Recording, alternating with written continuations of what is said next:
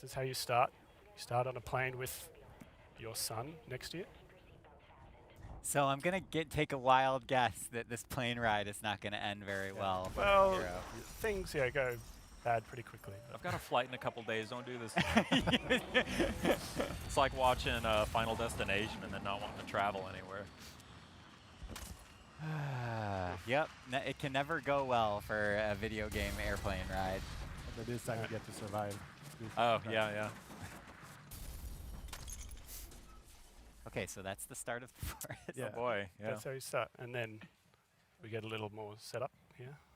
That's where you get the beginning of the story. Whoa. What? So that's your son and he's being- Mysterious character. yeah. What is going on, you guys? And you pass out, wake up the next day. Are you serious? Come on, why would you do that to me?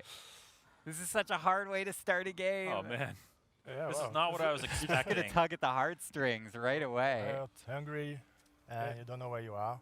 You don't know where your son's gone, obviously, but You and told me this game was called The Forest. I thought we were gonna like go for a nice stroll. There's like mystical sprites wafting about, and nope, it is brutal survival horror. no, there are parts of the forest that can be quite tranquil, and when you're not being harassed by anybody and you're just building, it's there. Does that time come? Yeah.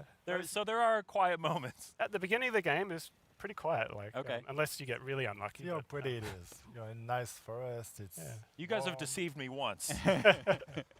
And I believe you guys have written that this game is largely like your childhood adventures in a forest if you threw in a bunch of crazy cannibals and really horrifying, life-threatening situations. Pretty much. Okay. Yeah. It's Super. that childhood ideal of just playing in a forest with your friends and running around with sticks and yeah. making up adventures, and that's kind of the once you get into multiplayer, like that's literally what you do. You just run around with your buddies and Make a little and shack. do cool stuff. Yeah. It's like, The animation on that hatchet swing that you keep doing there, it looks super intense. How long did you spend trying to get that animation just right? Just that one. that was actually one of the first ones we put in. Like, Yeah? 'cause when we first put in the suitcases on the ground, and then we realized you should probably be able to break them open, right? So we put in the downward axe chop, and then it kind of worked pretty well Yeah. first time. So here's a question I often ask developers that come on and have open world experiences that they've been designing. How do you as a team manage that sort of spectrum between giving a player direction or helping them understand what they can do and not putting them on a leash and just having everything, the gameplay itself? I mean, where do you find that balance and how do you guys design around that? Yeah, that was definitely an issue, like, because we wanted to go like from the beginning, like kind of just full open, like no missions, no NPCs telling you what to do, Right. like very little guidance at all. And we kind of, at one point, we had to put in that opening cutscene with your son being taken away to kind of give you some direction, like Right. give you an overarching goal to sort of work towards if you want to. But then apart from that, then we just kind of set players loose in the world and let them go. But then we scatter the world with lots of little environmental storytelling things. Like there's lots of clues to find, and the more you explore, you'll start to discover little hints about what's actually happening on this land and maybe where your son's gone. Hopefully get And- curious about the story too. Yeah. I mean, most people just start the game and start building stuff like straight away.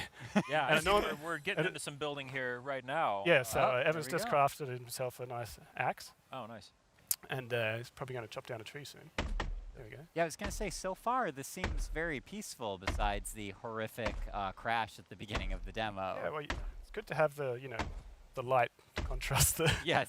darkness that Is comes. it That something comes. where the enemies are going to come just when you don't expect them and they're going to scare the crap out of you? Or are you going to kind of know what you're getting into when you go into those situations? It happens. It Yeah. happens. You get surprised sometimes. Yeah, because the enemies, or the creatures that live here, just kind of roam the land. Like they have their own sort of goals and paths that they take, and they'll come and investigate noises. And if you make a fire at night, that'll tend to draw attention. And So I couldn't choose to just live out a peaceful life in the forest here. you could try, like, if you like there are Try. remote parts of the map that are less inhabited, and Oh, yeah. if you don't chop down trees, if you don't light fires, you could huddle in a cave somewhere and If you don't play the game, then nobody will come after you. yeah, but you could How do that. far does the building system go? Because you had mentioned that there's some light base building. Is that actually pretty advanced, or is it just like, basic defenses that you can help hold down it your area goes at night? pretty far. From the start, you're just going to make like a little shack Right. and some fire to warm up, maybe some storage to keep items for later. And then as time goes on, maybe you want more safety, build some traps, and if you want to be creative or just make something big, then we have all those bricks that are procedural, and you can make little foundation and then add some walls on it, and then some floors, make multi-floor structures.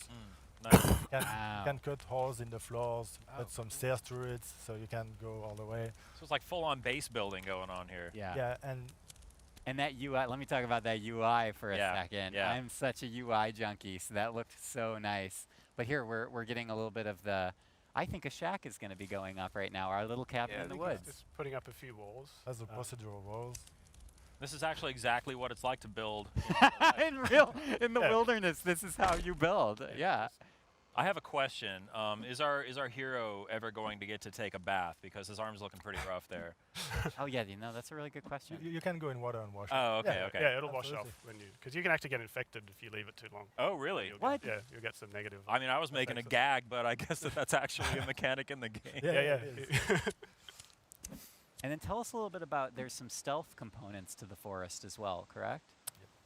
Yep. How does Um, that mix in with the survival, and like when would that benefit you versus just going sprinting into the forest with an axe drawn? I mean, it really depends on your playstyle, I guess. Like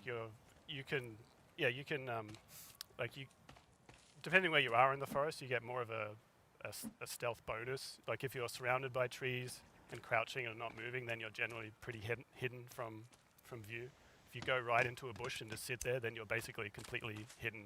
Enemies should walk straight past you. And you have a little indicator on the screen, so you know if you have a chance of being stealthy. I Um, love how organically you guys are conveying information here, rather than yeah. just like having an icon pop up when you gather something. You're physically carrying it and you stack them, so I assume you can only Yeah. carry a few at a time of any given object. Yeah, you can carry like pretty 2 logs at a time. It took like 5 logs to make that one piece of wall that was a door.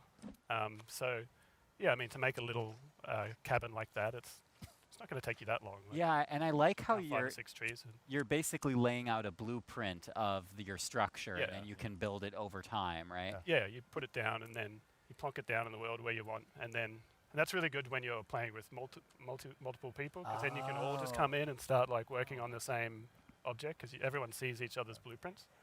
So it's You've got the nice little kind of reminder in the bottom left corner showing you the things that you need to build what you've laid out to, it looks like. So, yeah, it looks like you guys have gone really kind of user-friendly, very kind of simple in terms of the way the crafting stuff works. About as simple as a complex crafting system like this can be. yeah, definitely. We're always trying to just make it as simple and as visual as you can. Like we really Have the least don't like right possible. don't like having tutorials if we can avoid it, and I like that he's still carrying a lighter in broad daylight, just to Is that on the bottom right? Is that a hunger and thirst meter I see there? yeah, that's your it tracks your health with the red bar, and you have stamina with the blue one. Gotcha. Every action you'll be draining a little bit of stamina, and you can take things to replenish that. And then there's the stomach, which is your Sure. food level, and the water next to that. Cool. And can you forgive me if I'm wrong, but were you guys had an early access release on other platforms? Is that correct? Yeah, it's been in PC early access. What for- tell us a little bit about what kind of learnings that brings you, because the games that I track that do early access style releases, it seems like you can learn a lot from your early player base and your I game. thought we could, but yeah, that's. How big is the team? May I ask? Well, I mean, there's Under 10 people. we're under 10 people at the moment. We're sort of the 5 full-time developers that have been working on it for the full 4 years, and then we've had quite a big outsourcing team. Awesome. I mean, Guillaume works from France, and me and Ben and Anna, who are the owners of the company, are based in Vancouver, and then Oh.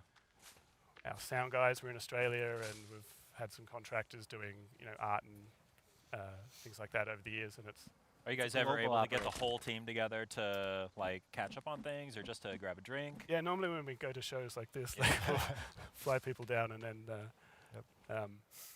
yeah, so once a year or so. Or for a barbecue, just get everybody together. Yeah, we've come across a nice little gathering area here. Maybe we could all meet up in the game here and grill up a rabbit or something.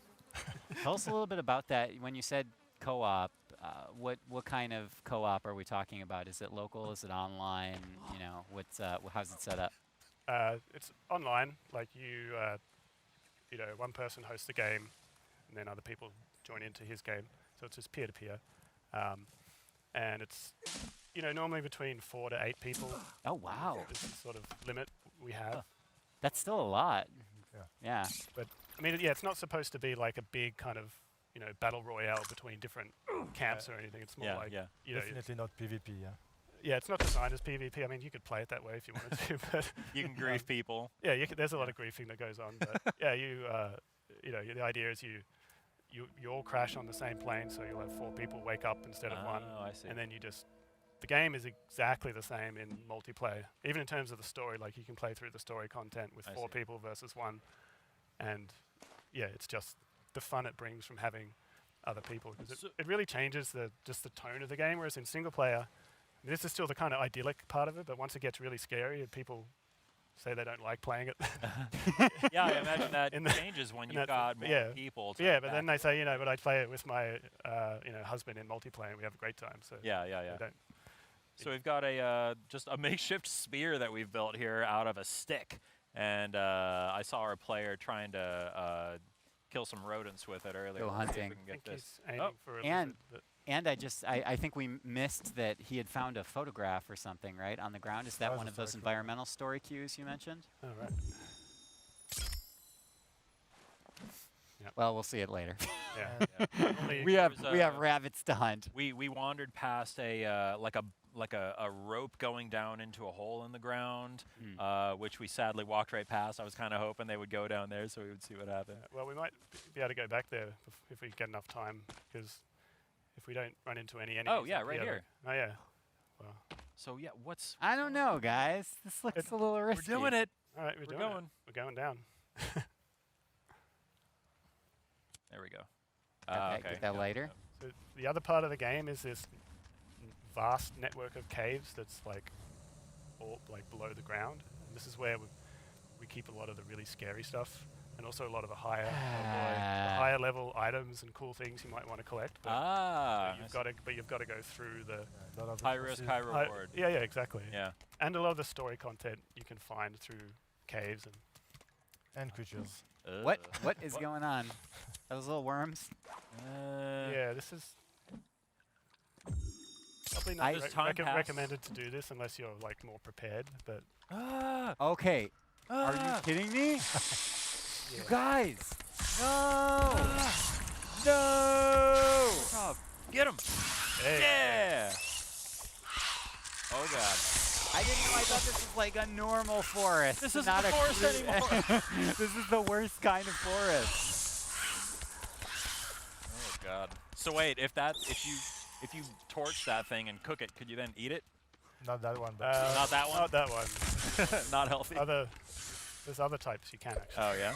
yeah, more regular animals. So when we first saw this thing, I saw our hero open up the crafting menu. Does time pass while you're crafting, or does that mercifully pause the game for you so you have a moment to collect?